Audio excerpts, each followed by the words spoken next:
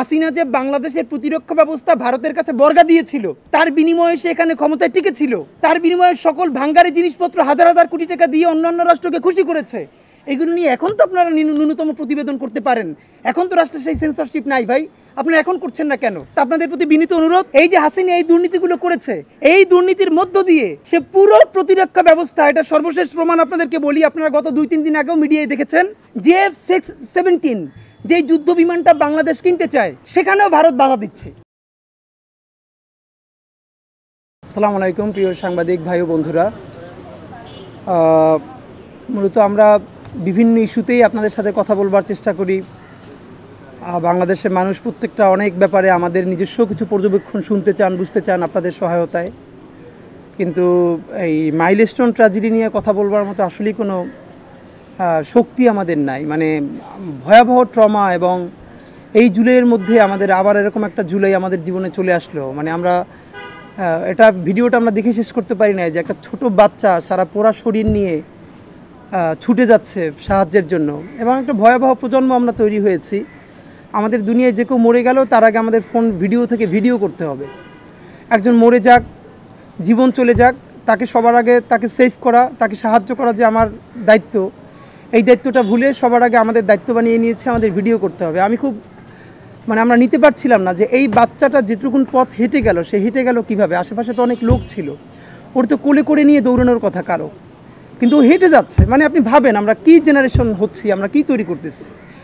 তো ভয়াবহ ব্যাপার। বিশেষ করে মানুষ সন্তান হারানোর পরে অন্তত তাকে দাফন দেওয়ার আগে জড়িয়ে ধরে একটা চুমু খেতে চায়।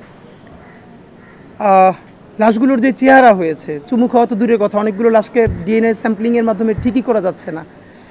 আমরা আল্লাহর কাছে দোয়াই শুধু করছি যে আল্লাহ বাংলাদেশকে ন্যূনতম নিরাপত্তা এবং একটা ইনসাফের রাষ্ট্র বানানোর যে সংগ্রাম, সেটা যেন আমাদের সবাইকে সাথে নিয়ে কবুল করেন। এছাড়া আসলে আমাদের আর বলবার কিছু নাই। দেখেন, এখানে অনেকগুলো গুরুত্বপূর্ণ ইস্যু আমাদের চোখে আবার নতুন করে আঙুল দিয়ে দেখিয়েছে।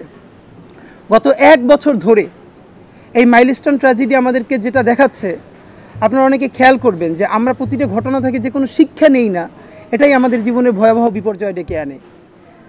ওই যে সাইকেল যারা সারায় দেখবেন, তারা টিউব নষ্ট হয়ে সেটাকে রিপেয়ারিং করলে গামলার মধ্যে পানি দিয়ে আবার চুবাই চুবাই দেখে যে কোথাও ছিদ্র আছে কিনা সারানোর পরে। এত বড় একটা রাষ্ট্র, তার বিমান, তার নৌ, তার সেনা, তার প্রতিরক্ষা, আকাশ প্রতিরক্ষা কেমন অবস্থায় আছে, কি আছে, মানে লিটারারি এক কথা বললে বাংলাদেশের আকাশ প্রতিরক্ষা বলতে আসলে কিছু নাই। এটা হয়তো উপর থেকে কেউ আক্রমণ করছে না, এই জন্য বোঝা যাচ্ছে না। এটা কেউ আক্রমণ করে দিলে বোঝা যাবে যেখানে আকাশ প্রতিরক্ষা কী অবস্থা। তা আমরা আপনাদের কাছে যেটা বলতে চাই, দেখেন, আমরা গত 1 বছর ধরে রাষ্ট্রের অনেক সংস্কারের কথা বারবার বলেছি। শিক্ষা খাতে সংস্কার লাগবে, এটা লাগবে, আমলা লাগবে, পুলিশের সংস্কার লাগবে, বিচার বিভাগের সংস্কার লাগবে, পুরো কাঠামোতে। কিন্তু যেই কথাটা রাজনৈতিক দলও ঝুঁকি নিয়ে বলছে না, সেটা হলো আমাদের সামরিক খাতের সংস্কার। সামরিক খাতের সংস্কার অবশ্যই এর মধ্যে সেনাবাহিনী আছে, বিমান বাহিনী আছে, নৌবাহিনী আছে। এটাকে দুটো কাজ করা হয়েছে। এর উচ্চপদস্থ কর্মকর্তাদেরকে ফ্যাসিবাদী গোষ্ঠী হাসিনা, তার সাথে ভারত, তারা পুরো এমন একটা সেটআপের মধ্য দিয়ে নিয়ে গেছে যে এরকম কিছু কিছু ব্যক্তিকে শত শত কোটি টাকার সুবিধা দিয়ে কিনে নিয়ে পুরো এই বাহিনীগুলোর প্রফেশনালিজম নষ্ট করে ফেলা হয়েছে। এইখানে যে ব্যক্তি প্রধান ছিল না এই বাহিনীগুলোতে, প্রতিষ্ঠান প্রধান ছিল, এটাকে প্রতিষ্ঠান হিসেবে ফাংশন করতে দেওয়া হয় নাই। ফলে যেটা হচ্ছে, আমাদের যে আওয়াজটা তোলবার কথা ছিল আমাদের সামরিক খাতের সংস্কার, দেখবেন কেউ আর্মির সংস্কার নিয়ে কথা বলছে না, বিমান বাহিনীর সংস্কার নিয়ে বলছে না। আর্মি নিয়ে টুকটাক বলে, কারণ আর্মি রাস্তায় থাকে, যখন আর্মি ঝামেলায় হয় তখন বলে। কিন্তু আমরা তো এটা সত্য যে গত বিমান বাহিনীর যিনি প্রধান ছিলেন, প্রত্যেকের ব্যাপারে কম বেশি এলিগেশন 3000 কোটি টাকা আত্মসাৎ করেছেন। তো এইটা ফিগার কত, আসলেই করেছে কি করে নাই, এই ব্যাপারে রাষ্ট্র কোনো শ্বেতপত্র প্রকাশ করেছে? দেখেন, বিমান বাহিনীর করাপশনগুলো হলো, এরা যেহেতু বড় বড় যুদ্ধ বিমান কেনে, প্রতিরক্ষা খাতে কিনে, এইখানে এত বেশি টাকার করাপশন হতে পারে এটা জনগণের জানাও সম্ভব না, এর কারণে এগুলো প্রকাশ্য করা হয় না। কিন্তু কত টাকা দিয়ে কোন বিমান কেনা হলো আর সেই কোন বিমান জনগণের মাথার উপরে ভেঙে পড়লো, এইটা জানার ন্যূনতম এখতিয়ার তো রাষ্ট্রের জনগণের আছে। কারণ এই বিমান, এই নৌজাহাজ সবই তো রাষ্ট্রের টাকায়, জনগণের টাকায় কেনা হয়। তা আমরা আপনাদেরকে শুধু একটা কথা বলি, এই ব্যাপারে অনেক কথা হচ্ছে, কিন্তু আমরা কি একটা কথাও বলছি মাইলস্টোন ট্র্যাজেডির পরে যে এদের বিচার হবে, সবই হবে, কিন্তু বর্তমানে আমাদের আকাশ প্রতিরক্ষা দুর্বলতাটা কেমন? আপনি ভাবেন, বর্তমানে যে আমাদের যুদ্ধ বিমান যেটা ওখানে ক্র্যাশ করলো, এটা তো যুদ্ধ বিমান, একটা ফাইটার জেট, এবং এই ফাইটার জেটের যে মডেলের বয়স সেটা আমাদের এই জেনজি যারা আছে তাদের অনেকের বাপের বয়সেরও বেশি, মানে জেনজি যারা তাদের যে বাপের বয়স তার চেয়ে ওই মডেল পুরনো। 90-এর পরে দুনিয়ার আর কোনো দেশে এগুলোর কোনো মানে প্যাটার্ন চলেই না এভাবে। আপনি এরকম সেকেলে একটা বিমান দিয়ে, যুদ্ধ বিমান দিয়ে আপনি চালাইতেছেন, এবং কোনটা আপনার প্রতিবেশী দেশ হইল যে পৃথিবীর চতুর্থ সামরিক শক্তিতে, আর সেইখানে আপনি কটকটি মার্কা এইসব যুদ্ধ বিমান দিয়ে, মানে এগুলোর মানে কি? যদি না পারে বলবেন আমার সিঙ্গাপুর তো এরকম থেকে চলে এসেছে, বলেছে আমাদের এরকম সামরিক খাত পালতে পারবো না, এর চেয়ে আমরা এটার চিকিৎসা খাতে খরচ করি। তা আপনারা যদি একটা লিটারারি ভালো সামরিক খাত তৈরি করতে পারেন তাহলে করবেন, আর নইলে সমস্ত সামরিক খাতের টাকা বাংলাদেশের শিক্ষা ব্যবস্থায় আর চিকিৎসা ব্যবস্থায় আপনারা ট্রান্সফার করে দেন। বাংলাদেশের শিক্ষা ব্যবস্থা উন্নতি হয়ে গেলে, চিকিৎসা ব্যবস্থা উন্নতি হয়ে গেলে সিঙ্গাপুরকে আমরা ছাড়াই যেতে পারবো, সময় লাগবে 10 বছর। তো আপনি প্রতিরক্ষা খাতে সব থেকে বেশি খরচও করতেছেন, কিন্তু কিনতেছেন ভাঙ্গারি বিমান, ভাঙ্গারি নৌজাহাজ, আর শিক্ষা খাতেও বরাদ্দ হইতেছে না, চিকিৎসা খাতেও বরাদ্দ হইতেছে না। মাত্র মানে 2000-এর অধিক মানুষের জন্য বাংলাদেশে রাষ্ট্রীয়ভাবে একজন ডাক্তার, এই দেশের মধ্যে আমরা বসবাস করি, তাহলে এটা দিয়ে হবে কি? তো আপনাদেরকে যেটা আর একটা চোখে দেখায় ব্যাপার, এই যে নতুন এসছে একটা নতুন ন্যারেটিভ, দেখেন এই আর্মি, এই ইন্টারিম, এই উপদেষ্টা যারা যা বলে উল্টোপাল্টা, এদেরকে কেউ আমরা ধরি না, এমন কোনো জায়গা নাই। কিন্তু এদের বিরুদ্ধেও যখন ষড়যন্ত্র হয় সেটা তো আমাদেরকে বলতে পারতে হবে।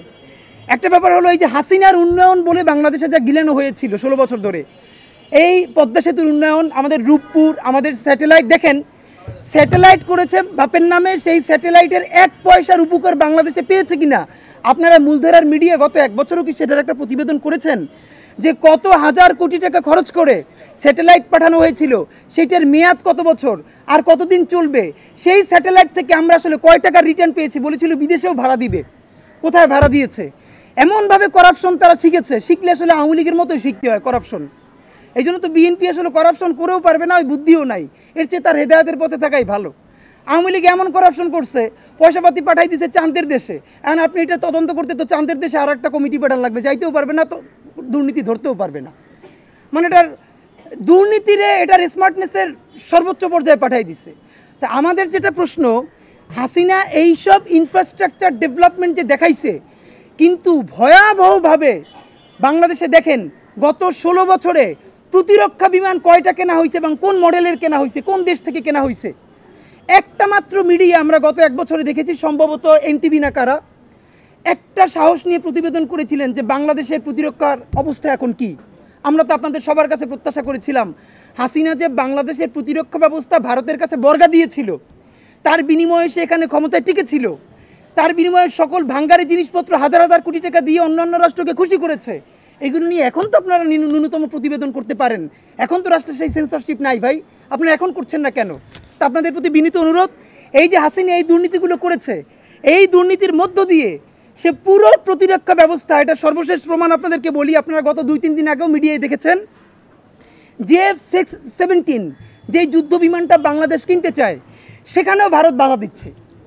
বর্তমান সরকার JF-17 যে যুদ্ধ বিমান আছে তারা কেনার চেষ্টা করছে, কিন্তু সেই ভারত বারবার সেখানে ডিস্টার্ব করছে। এর মানে আপনি চায়না থেকে কিনবেন, কিনতে দিবে না, মানে আপনি যাই কিনবেন আপনারে হামলা করলে করবে ভারত, আপনি ন্যূনতম তার বিরুদ্ধে একটা প্রতিরক্ষা করে তুলবেন, সেইটাও কোন বিমান দিয়ে গড়ে তুলবেন সেটা ভারত বলে দিবে। মানে কি এক অদ্ভুত ব্যবস্থার মধ্যে আছে। গত 16 বছর তো এটা হয়েছে, ভারতের প্রেসক্রিপশন ছাড়া তো এখানে নতুন কিছু আসে নাই, তো এখনও কি সেটাই হবে? এই সরকার কেন নতুন করে চুক্তি করে চায়নার সাথে সামরিক চুক্তি করে, হ্যাঁ সে ব্যালেন্স করুক, সে চায়না থেকে কিনুক, সে আমেরিকা থেকেও কিনুক। এই যে আমেরিকা 35% ট্যারিফ দিয়েছে, এটা কেন দিয়েছে আমরা বুঝি না। সে তো ডিল চাচ্ছে, সে ওখান থেকে যেন আমরা কিছু কিনি এটা চাচ্ছে। আপনি চায়না থেকেও কিনেন, আমেরিকা থেকেও কিনেন, কিন্তু তো আমার হবে। এখানে আমাদের সবথেকে বড় শত্রু ভারত, এইটা বুঝতে আর কোনো পলিটিক্যাল সায়েন্টিস্ট হওয়া লাগে না। ভারতের আধিপত্যবাদ রুখতে আমাদের এখানে চায়নার সহযোগিতা লাগবে, আমেরিকার সহযোগিতাও লাগবে, কিন্তু আমেরিকার সহযোগিতা লাগবে বলেই এইটাও বইলে দেই নাই যে পুরো পাশ্চাত্যকে আমরা এখানে জাতিসংঘর মানবাধিকার কার্যালয়ের যে আঞ্চলিক অফিস, এইটা করে আপনি এখানের জাতীয় মূল্যবোধ বিরোধী একটা অবস্থান তৈরি করবেন, এই স্পেসও আপনারা কেউ দেয় নাই। আপনাকে চেকস অ্যান্ড ব্যালেন্স তৈরি করতে হবে। এবং দেখেন এই সরকার মৌলিক কাজ একটার মধ্যেও নাই, যত অকাজ আছে সেইগুলো ডাইকে ডেকে আনে। এই যে 3 বছরের মধ্যে সে জাতিসংঘের মানবাধিকারের যে আঞ্চলিক কার্যালয় এখানে দিচ্ছে, আপনারা নিশ্চয়ই জানেন আরও 19টা দেশে এই কার্যালয় আছে। দেশগুলো কি ভাই? সিরিয়া, দেশ হচ্ছে ফিলিস্তিন, দেশ হচ্ছে হন্ডুরাস, তারপরে আফ্রিকার কতগুলো যুদ্ধবিধ্বস্ত দেশ। তা আপনি ভাবেন আফ্রিকার এই যুদ্ধবিধ্বস্ত দেশগুলো, ফিলিস্তিনের পাশে, সিরিয়ার পাশে বাংলাদেশের নামটা লেখা থাকবে কেন? বাংলাদেশ কি যুদ্ধবিধ্বস্ত দেশ? এখানে কি গৃহযুদ্ধ হয়েছে, নাকি এখানে কোনো বহিঃশত্রুর আক্রমণও যুদ্ধ হয়েছে? তাহলে এটা কি? আবার এমন একটা ব্যাপার, এই গুরুত্বপূর্ণ ডিসিশন এই ইন্টারিম নিচ্ছে কোনো ধরনের রাজনৈতিক দলের পরামর্শ ছাড়া। সে বিএনপির সাথে আলোচনা করে নাই, জামাতের সাথে আলোচনা করে নাই, এনসিপির সাথে আলোচনা করে নাই, তড়ি ঘড়ি করে সে তাকে অনুমতি দিয়ে দিচ্ছে। তার থেকেও ভয়াবহ ব্যাপার হলো, এই কাউন্সিল বলছে যে এই সরকারের মধ্যে, এই রাষ্ট্রের মধ্যে যারা কাজ করবে, এই সকল দায় বাংলাদেশ রাষ্ট্রকে নিতে হবে, জাতিসংঘের কোনো কর্মকর্তার দায় নিতে পারবে না। মানে কি? এখন আমরা এটা বুঝি, এগুলোর মধ্য দিয়ে আপনারা এখানকার যে আমাদের জাতীয় মূল্যবোধ, হিন্দু মুসলিম নির্বিশেষে, সেই মূল্যবোধের বিরুদ্ধে আপনাদের এখানে ভিন্ন এজেন্ডা আছে। এখন আমাদের যেটা করতে হবে, আমরা ভারতের আধিপত্যবাদ মোকাবেলায় পশ্চিমাকে এই এজেন্সিও দেই নাই যে আপনি এখানে আমাদেরকে এই অখাদ্য চাপাই দিবেন। আপনারা যে ফিলিস্তিনে মানবাধিকারের আঞ্চলিক কার্যালয় করেছেন, গণহত্যা থামছে ফিলিস্তিনে, সিরিয়ায় করছেন, সিরিয়ায় গণহত্যা থামছে। তো সিরিয়া কি, এটা কি সিরিয়া, এটা কি ফিলিস্তিন, এটা কি আফ্রিকার যুদ্ধবিধ্বস্ত দেশ? এখানে এটা লাগবে কেন? তো আমরা আপনাদেরকে স্পষ্ট বলতে চাই, ইন্টারিমের এসব কাজ থেকে চলে আসতে হবে, আর নইলে চূড়ান্তভাবে এখন পর্যন্ত ইন্টারিমকে বাংলাদেশের মানুষ শত সমালোচনা সত্ত্বেও তাকে যেটুকুন সাপোর্ট করছে, এই সাপোর্ট সে পাবে না। রাজনৈতিক দলের সাপোর্টও কিন্তু সে পাবে না। আপনাদেরকে বিনীতভাবে আমরা বলতে চাই, এই সরকার গত মাইলস্টোন ট্র্যাজেডিতে কয়েকটা বড় ভুল করেছে। এই সরকার ভুল করলে যেটা হয়, এই ভুলটা আর সরকারের থাকে না, এই ভুলটা আমাদের সবার গায়ে এসে পড়ে। কারণ এই সরকারটা, আমরা নিজেরা সরকার না হলেও বাংলাদেশের সবথেকে জনসমর্থিত জনগণের সরকার, সুতরাং সে ভুল করলে আমাদের গায়ে তো এসে দাগ লাগে।